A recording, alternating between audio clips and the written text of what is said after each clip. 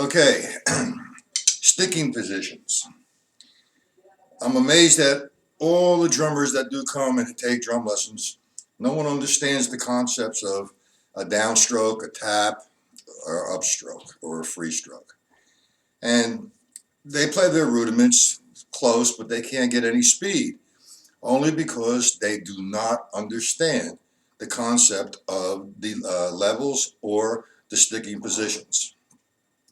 The first sticking position that we're going to do is a free stroke or a full stroke. Now, I've done this in a previous video explaining the full stroke. Now, the full stroke or free stroke, that's one sticking position. The next sticking position is the downstroke. Notice, when I hit the free stroke or full stroke, and now I just hit the downstroke, both sound the same. Free stroke or full stroke, downstroke. Now, the free stroke or the downstroke is used to obtain accents. Again, the full stroke or the free stroke, downstroke. My free stroke and full stroke sounded exactly like my downstroke. Again, full stroke, downstroke. Now, my next stroking position is a tap. All I'm doing is I have my stick at about 180 degrees from my drum, and I'm just releasing the stick to hit the drum and come back to that starting point. It's a lighter sound. That's a tap. My next stroke is an upstroke. What I'm doing is I'm going to strike the drum, and when I hit the drum, I'm going to bring the stick back to the full stroke or free stroke position. I'm ready to attack an accent again. So I have free stroke, downstroke, tap, or upstroke. Free stroke, downstroke, tap, or upstroke. Okay. The easiest way to demonstrate this particular system is a single paradiddle. I'm going to play a single paradiddle, which is right, left, left, left, with the accent occurring on the first stroke of each paradiddle. A right-hand paradiddle, right, left, right. I'm going to have an accent on the first stroke. One. I just got my accent. Now, the next paradiddle I'm going to play is a left-hand paradiddle. So in order for me to get in position to get in to hit the accent, I have to have an upstroke. Up, tap, tap. My two right strokes. Now I'm in position to attack the left-hand paradiddle. Down, up, tap, tap.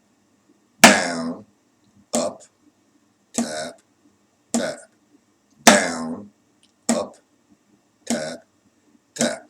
That's the way. That is exactly what's occurring when you're playing a paradiddle, say here. Now, when I was just playing at that speed, if I slowed it down, this would be occurring. So I'm practicing this to reinforce what's natural. I'm not preventing anything from occurring. Up, tap, tap. Down, up, tap, tap. Now, if I took, say, at 80 and played quarter notes, 1, 2, 3, 4. 1, 2, 3, 4. It's down, up, tap, tap. Down, up, tap, tap. Now, the slower you practice something, the more you reinforce its natural flow. And therefore, the more you practice it, eventually the faster you're going to become. You never practice for speed. You always practice for form. If the form is natural, that's what you're reinforcing, the speed will come automatically. You can't practice speed.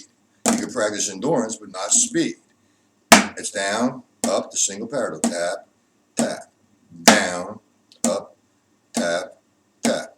Now, that's just a single paradiddle. If I was playing at 80 again, as chord notes, say a 16ths, 1E and the 2E and the 3E and the 4, 1E and the 2E and the 3. What you have here is this is what's occurring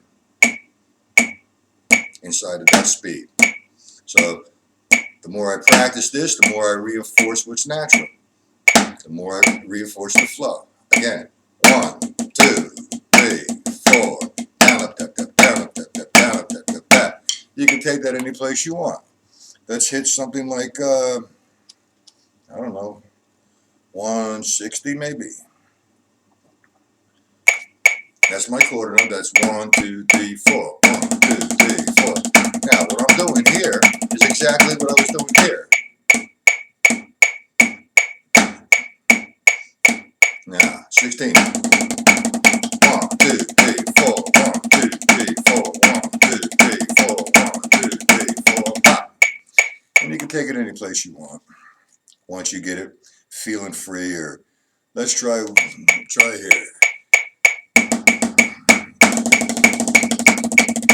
Pop. 1. That's what's occurring. It's down, up, tap, tap. Inside it is. The only way you can build it up to here is just to reinforce this. Tap, tap, down, up, tap, tap. Another principle is if I'm playing straight eighth notes like this, and I'm counting 1 and 2 and 4, and I want to actually count of 1 and 3. I got 1 and 2 and 3 and 4 and 1 and 2 and 3 and 4 and 1 and 2. Minimal amount of energy. It just flows because the sticking position's there. That sticking position would be 1 and 2 and I lift the end up. Now I'm in a position to hit the 3. 3 and 4 and 1 and 2 and 3 and 4 and so on and so forth. There's absolutely no tension, just the motion. The motion will produce the sound. If the motion is not in place, the sound will not occur. The slower you play, the faster it will become. 1 and 2 and 3 and 4. 16ths. 1 E and the 2 E and the 3. 1.